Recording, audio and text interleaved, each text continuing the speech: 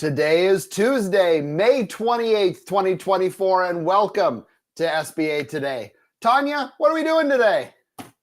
Well, Paul, we got a couple things on here. So we're going to talk about, in this episode, we're going to talk about selling EIDL loans, and the Small Business Committee is mad. Apparently they aren't selling them. That's what's making them mad. Anyway, all right, interesting, right? Small business is more important than we give it credit for. No kidding. We all should know this, right? And yep. Paul, you opened a can of worms on LinkedIn. So we're I did. Yeah. But first, before we get into that, I wanted to talk about the fact that this is graduation season.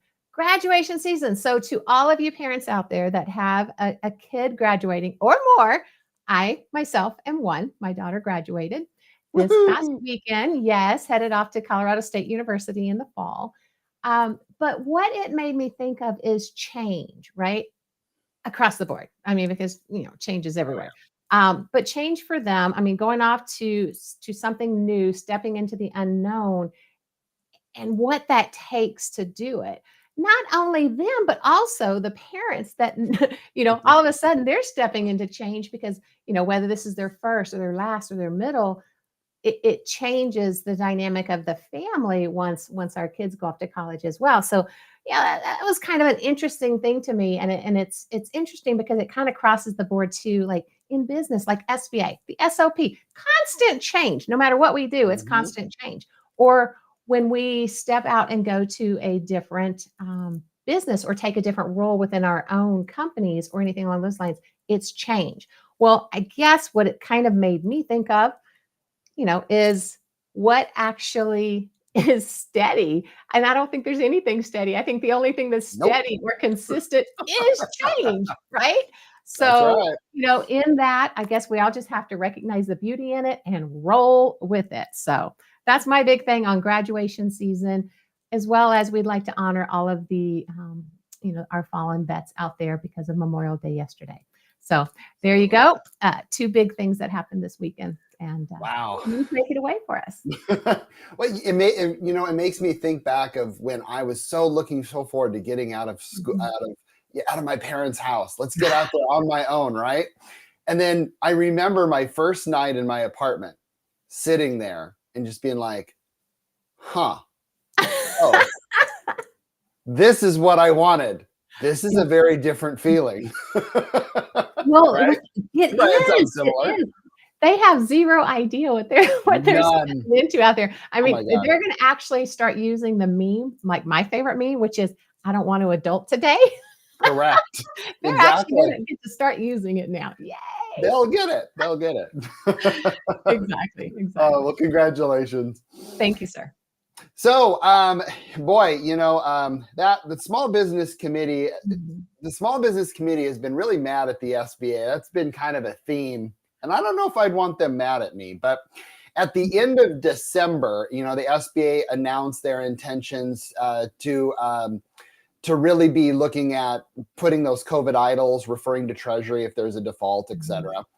And so what's interesting is SBA made the determination not to sell the loan portfolio in opposition of a third-party consultant's recommendations. And that consultant said that they should. And so, Chairman Roger Williams says, I'm extremely disappointed in the SBA for failing to sell off the IDL portfolio as advised. They wrote a letter stating that they reanalyzed the portfolio and again determined that it was not in the best interest of the taxpayer to sell. Interesting. Yet once again, despite reacted requests, the SBA failed to provide the committee with their internal analysis, and justification on how they reached that conclusion. This is an unacceptable refusal to cooperate with the congressional oversight, right? And has been this one, right? This is when I kind of cringed a little bit. I know. I'm like, this has been becoming routine under the Administrator Guzman's leadership. Ouch. Oh.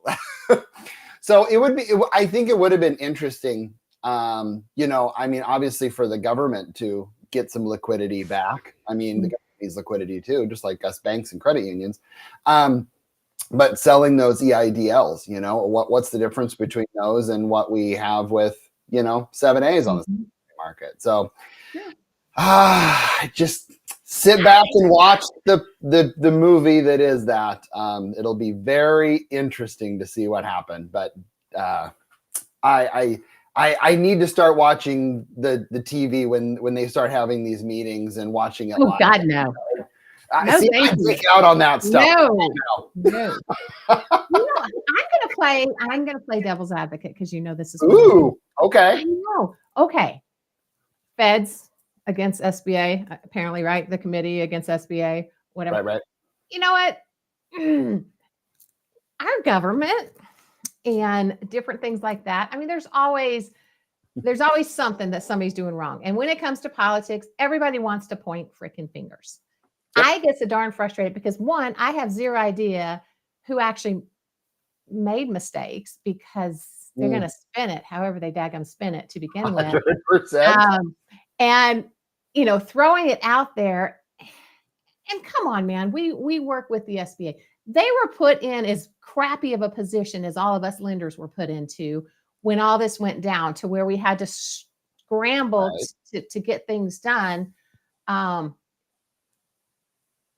So devil's advocate, it could come back around that, whatever they're complaining about or pointing fingers on may not be who they're pointing fingers at, or it might be an across the board. I don't know. That's just me because I get you. And with the government, there's always fingers, going everywhere. So they always want a scapegoat.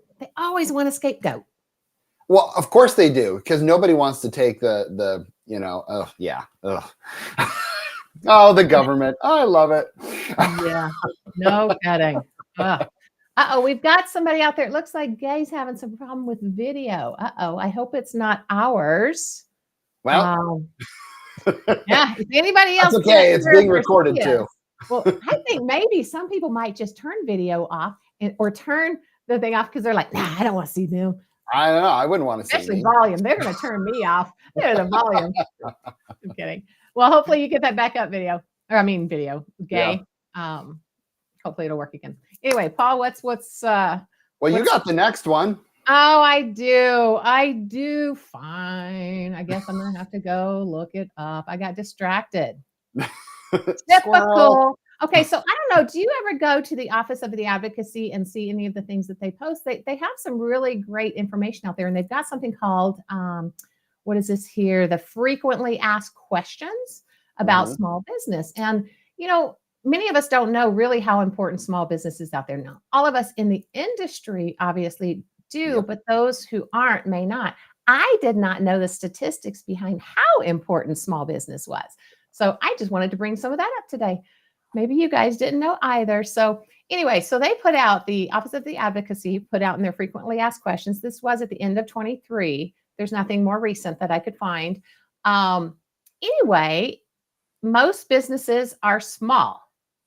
99.9% of American businesses are considered small. I had no idea. I think that's pretty darn cool. I mean, that's an interesting fact because, when you really think about it, because there's so many small businesses, and then you look at like the large companies, that are in the stock market, et cetera. Right. 99.9 actually does make sense because there are so many, But there's more to it. There's more to it because of what they do. So you would think these big companies and whatever, have a lot of the job market and whatnot. But it's saying that there's 33,185,550 small businesses in the U.S. They employ 61.7 million Americans, totaling 46.4% of private sector. That's interesting. Very interesting. From 95 to 2021, small businesses created 17.3 million net new jobs, accounting for 62.7% of net jobs created. And they pay 39.4% of private sector payroll. I thought that was really interesting, personally. That makes sense. Let's see. They generate 32.6% of known export value. I love that because you know how I love the international trade loans. Well, of course. And 38% of small businesses use specialized software in their business operations, which means they're, hiring all the specialized software companies and all their employees to work for them or within them. Right. Yeah, I thought that was cool. They still are generally defining small business as under 500 employees too. So just put that out there in case somebody forgot that. Right. Some statistical person is going to analyze this. But anyway, I just thought that was so cool because here we work with all these small businesses, and I think so many forget this realm because they're working in the larger commercial areas or investment or stack capital or whatever the heck it is, right? Small businesses are highly important for the U.S. and hey, this just proves it. So that's awesome. Those are some interesting facts. I on the surface, I would have not thought 99.9%, but then when you I was so surprised. I was like, am I reading that wrong? Right. Yeah. Anyway, all right. What you got next? So I opened up a can of worms on LinkedIn. And I don't really do that often, but this one was really interesting and really brings up a good point. So I do a lot of marketing on my personal brand, et cetera. Mm-hmm. And so one of the things is I've been posting lately these little chats that I've made up, but they're actually real stories, but I've kind of made them up. And I pretty much in this, text message chat, if you have over 20% of a guarantor, then you clearly need to be a guarantee, right? Everyone knows that in market lending, and then I've had people tell me, oh, well, then I'll just do 99.9, no problem, right? And no, that's not how it works. And so, as an SBA manager and, someone who's done underwriting and all of this, it's like, I'm probably going to take that person as a guarantor because the bigger question is, what are you trying to hide? Well, I had an individual, which I appreciate a really good educated banter. And that's what happened with this. They were like, well, then at what point, they kept on asking me, at what point then, would it be? And I'm like, well, I mean, it all depends. It's hard to say an answer. I mean, if you're going to go 19.9, it's a little shady, right? Especially, if it's on a K1 or something like that. But if you also, like, what about 10%? Would you do it on 10%? Well, I mean, probably not. But what's the story behind it, right? And so, back and forth, they were like, I said, okay, fine, 15 is what I would say. Well, okay. Well, then what about 16, 17, 18, 19? I mean, it was a really good point. But I think what the beautiful thing about this banter back and forth was it really did open up, because there are investors that play a part in sometimes business acquisitions. That's not a secret, okay? Where they're getting their money and they want some sort of skin in or have some sort of part of that business. So, I mean, it's a really great question, but the way I underwrite and the way that I look at things is, again, what's the story behind it? Right. If you have Bill Gates putting in 19.9%, do you think I'm going to want him as a guarantor? Right. Yeah, right? True. Is it mom who's a 15% guarantor? Right. I don't know. It depends how strong my borrower is. Right. And again, I think the important thing to know is there's SBA rules and then there's lender rules, right? Right. And as much as a lot of lenders try to ride just the SOP, it doesn't always work that way. Well, and I think in addition, Paul, it's not even just rules, it's our internal compass, right? Yep. If you if you even sniff out somebody trying to get around an SBA rule, it is our ethical responsibility 100%. to jump on that. It's protecting everybody. It's not just protecting it's protecting the borrower. They just don't realize it, right? It's protecting them. It's protecting the bank. It's protecting SBA. It's protecting taxpayer dollars for not putting it out there. No different than SBA's in trouble right now with the chairman. But it's no different. I mean, next is going to be the bank that's sitting there coming back with that and saying, oh, gee, yeah, okay, no, 19.65. That's the magic number. Right. Exactly. Because that's it. We have to be so careful with that too. But I'm with you. If somebody comes in, I'm asking regardless what the number is, right? I'm asking the background of how that ownership works and why. And if they are a 12% owner, what I know, because I've been told that they are a key man in some way, shape, or form, I am asking for more than they want me to ask for, because it's my job. That's due diligence. It is my job to protect everyone for doing that. Thoughts? 100%. Yep. No, I completely agree. This is not mortgage lending. This is not residential mortgage lending where you fit in the box, you check the box, you're done. Commercial lending is a snowflake, and people need to understand that. Every deal is different, and you got to understand the story behind it. So yeah. I like that. You see what Scott's got out there. Remember to consider things like a minority owner who holds a qualifying license. Very true. A lender would probably require him or her as a guarantor despite ownership. Absolutely. I mean, agreed. That, or the employee. That's exactly what the definition. Collateral. I mean, sometimes we'll even do it for like a piece of the clout. Maybe we don't make a guarantor, but maybe we ask for collateral. I don't know. Each one's different. Yep. But when you have those conversations, that's what I always find interesting. Those borrowers will say things, or brokers will say things, and then once it's said, once it's out there, once I know, I have to dig in. I have to. That's right. And I take that very seriously. That's right. So, yeah. Cool.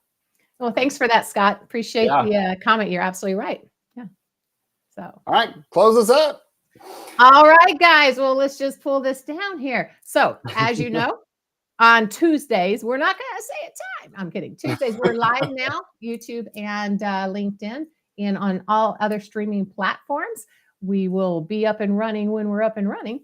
You can follow us on any of them, actually. But we want to see you next week, and we hope we've brought some value, maybe a little, lightly valuable, definitely entertaining. If it's not entertaining, let us know. We'll take it up a notch. Oh, wait. I got you. Oh, because my daughter didn't just graduate, so did I. She was my last. I graduated into empty nester. Nice. Congratulations. Make sure to throw your hat. I know, right? He's out. Ah! All right. Y'all have a good one. Thanks, everyone. See ya. See ya.